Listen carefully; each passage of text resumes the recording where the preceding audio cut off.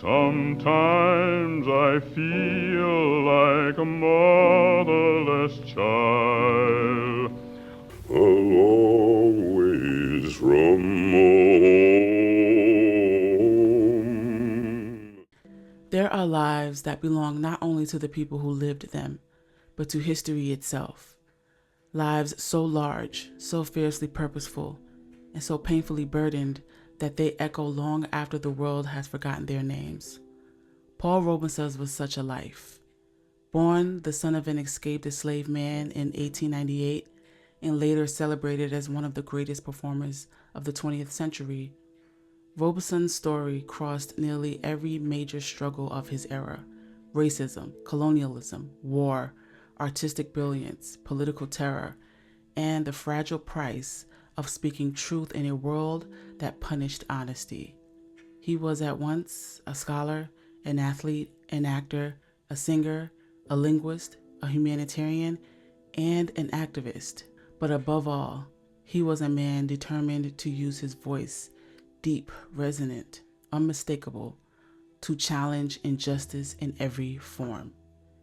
Yet, for all his greatness, his courage brought him the kind of punishment reserved for those who threatened powerful systems. His passport was revoked, his concerts banned, his income erased, and his legacy nearly silenced.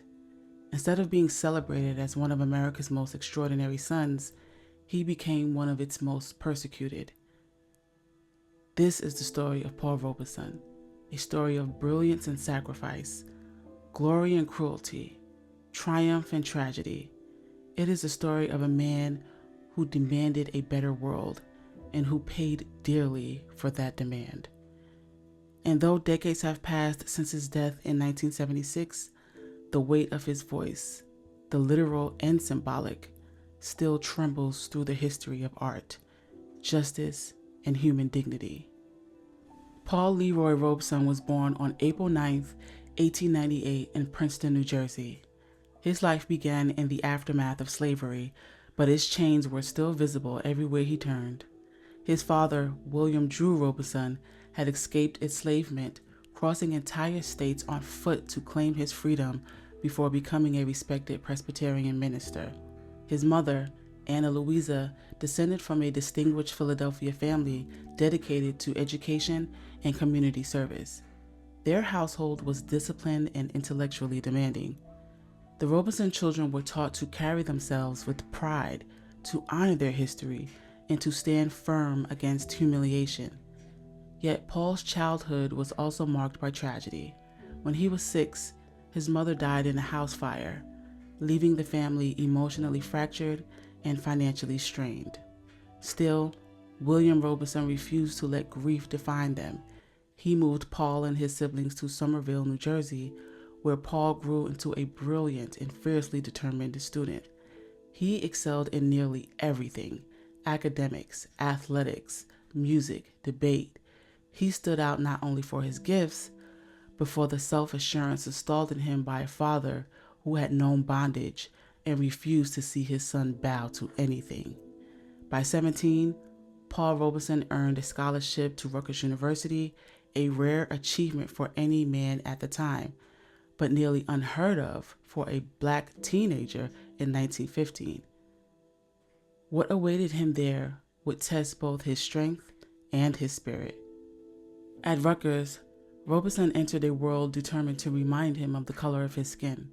He faced exclusion, slurs, violence, and constant pressure to justify his very presence, yet he seemed to grow under the weight. He joined the football team, but only after surviving brutal initiation rituals intended to break him. Instead, he became one of the university's greatest athletes, earning an unprecedented 15 varsity letters in 4 sports: football, basketball, baseball, and track. On the football field, he was twice named the All-American team, one of the few black players in the country to receive such recognition. In the classroom, he was equally unmatched. He mastered languages, delivered searing orations, and became valedictorian of his graduating class. His professors admired him. His peers respected him. His adversaries feared him. Yet despite his achievements, Robeson learned an early truth. Talent alone could not shield a black man from discrimination. That realization deepened when he went on to Columbia University's law school. He played professional football on the weekends to pay tuition, studied late into the night, and married Eslanda Good, a brilliant, forward-thinking woman who would later become his manager and closest confidant. After graduating, he secured a position at a New York law firm, but the racism was so relentless. In one infamous incident, a white secretary refused to take dictation from him simply because of his skin color. The humiliation was clear. No matter how qualified he was, the world did not intend to let him rise within its institutions. So Robeson left the law. What waited for him outside that office was not defeat, but destiny. Eslanda encouraged him to pursue performance, a world where his commanding presence and thunderous voice could do more than entertain. It could inspire. Paul Robeson's rise as an entertainer was immediate and breathtaking. By the mid-1920s, he had taken the stage in Eugene O'Neill's plays All God's Children Got Wings and The Emperor Jones, roles that challenged the stereotypes confining black actors of the era. His performances were raw, powerful, and emotionally staggering, so much so that critics struggled to describe the novelty of a black man playing complex, dramatic characters with such depth and dignity. Then came Showboat. Although he was not part of the original Broadway cast, Robeson starred in the 1928 London production, where he performed Old Man River for the first time. His deep, resonant bass baritone transformed the song into something far greater than entertainment. It became lament, a prayer, a protest. Audiences were stunned. Some wept. The song became his signature, a haunting indictment of the suffering of Black Americans, disguised within a melody the world could not stop singing. From there, his fame traveled across continents. He starred in British films, performed for packed concert halls, and learned language after language, eventually becoming fluent or conversational in more than 15. His command of culture and intellect made him beloved across Europe. Where America still saw the limitations of race, Europe often saw brilliance. But fame for Paul Robeson was never the goal. It was a tool, a platform, and he intended to use it. The struggle of the Negro people, or of any people, cannot be by itself.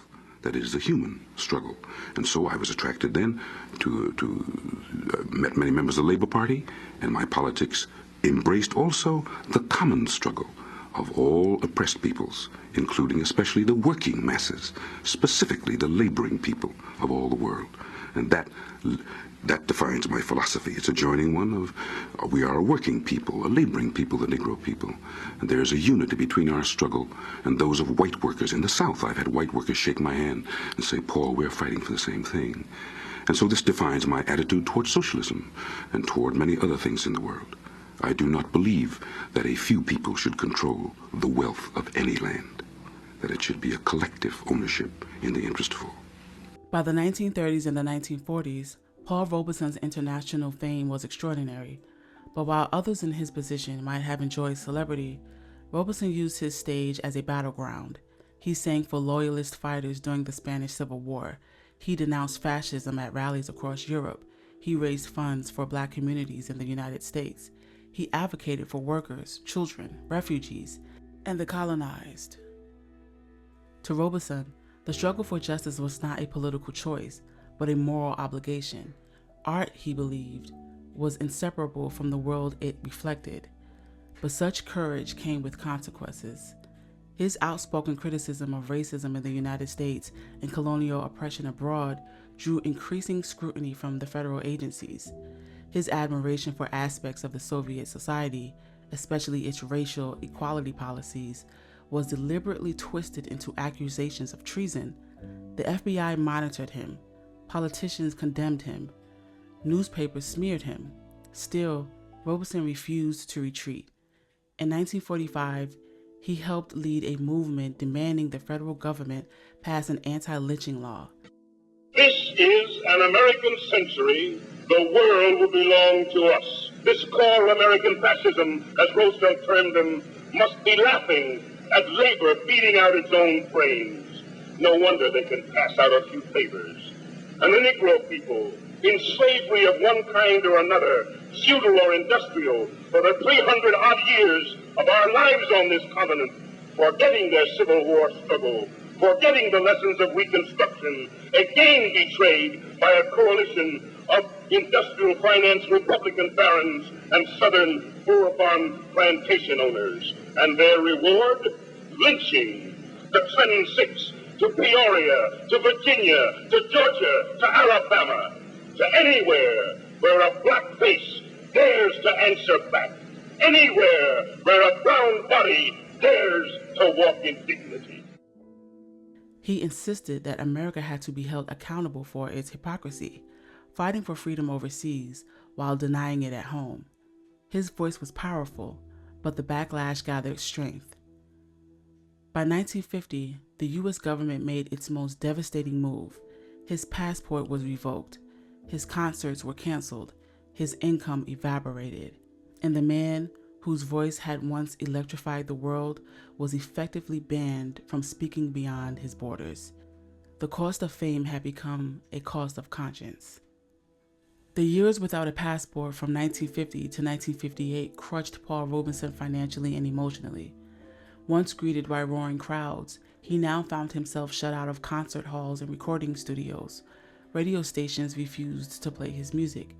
Venues feared being associated with him. Friends distanced themselves. Some black leaders, pressured by the political climate, publicly criticized him.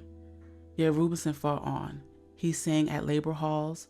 He performed outdoor concerts where police presence threatened the crowds. He delivered speeches denouncing injustice, often to audiences who braved harassment to hear him.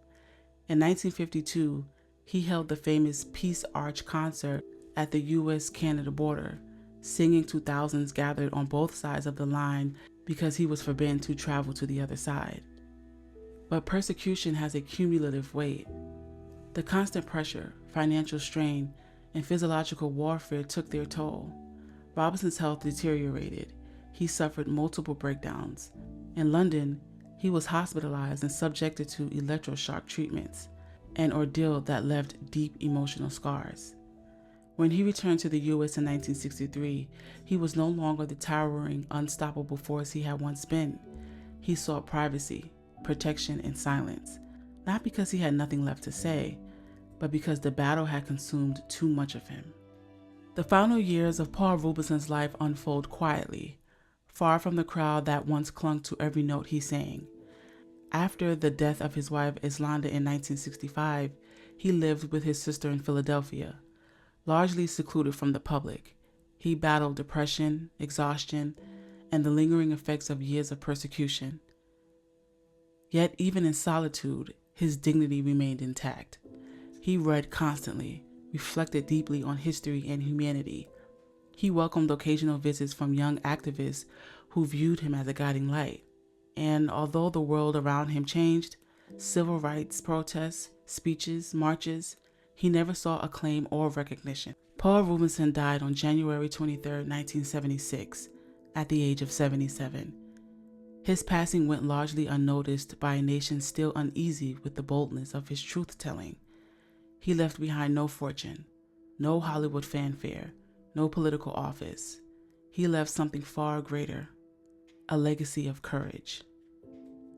History often honors those who challenge injustice, but only after time has softened the discomfort they once caused. For decades after his death, Paul Robeson's legacy was buried beneath Cold War propaganda and political fear. His records went unplayed. His films went unwatched. Schools rarely mentioned his name. Yet truth has a way of resurfacing. In the early to mid-2000s, Robeson's legacy began to receive the recognition it deserved. Scholars study his activism. Vocalists marvel at the unmatched richness of his bass baritone. Actors study his performances. Historians document his impact on global policies and human rights. His life has become a reminder of the cost of moral conviction and the lasting power of resistance. Paul Robeson was not merely a singer with a thunderous voice. He was not merely an athlete, a scholar, or an actor. He was a witness, a fighter, a bridge between cultures and continents, a man who believed that art and justice were inseparable and who refused to compromise his principles for applause. If we remember him today, it should be for the courage he carried and the truths he spoke long before the world was ready to hear them. Paul Robeson demanded not only his own dignity, but the dignity of every oppressed person across the globe. And though his voice was nearly silenced, its echoes remained, a deep, unbroken river flowing through the history of music, justice, and Black resilience. You know, this was a hard one for me, guys. I found myself getting angry and emotional while researching Paul Robeson. He sacrificed so much for his people and other ethnic groups here in the United States and abroad. And I hate to say this, but after reading article after article, newspaper after newspaper, and listening to his songs in a cappella, hearing the pain and sorrow in this man's voice, I found myself feeling pity for him. I did.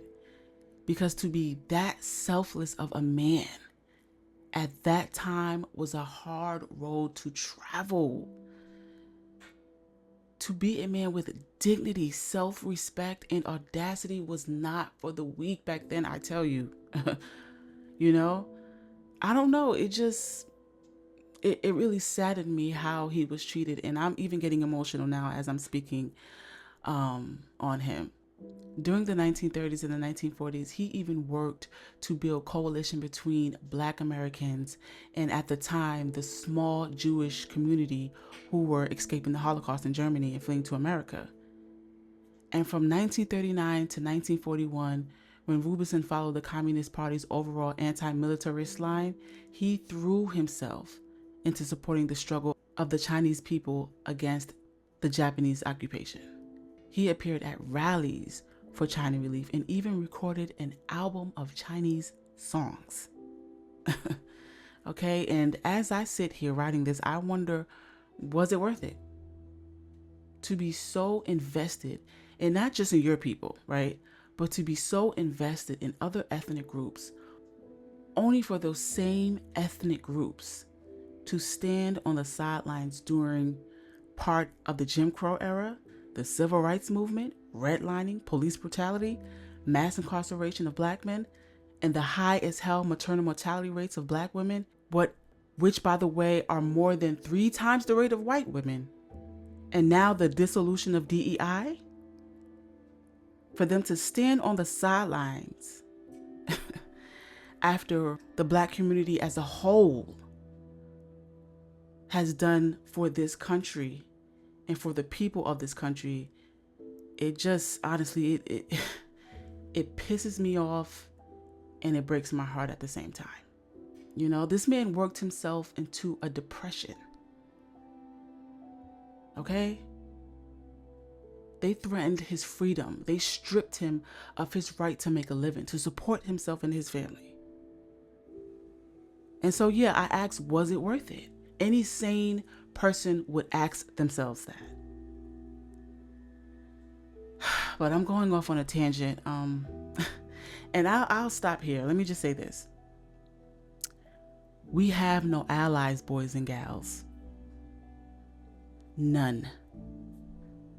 And I hope that one day as a collective, we can wake up and understand that. But you guys let me know your thoughts down in the comment section on this video. And please don't forget to like, comment, share, and subscribe. And I'll talk to you later. Bye.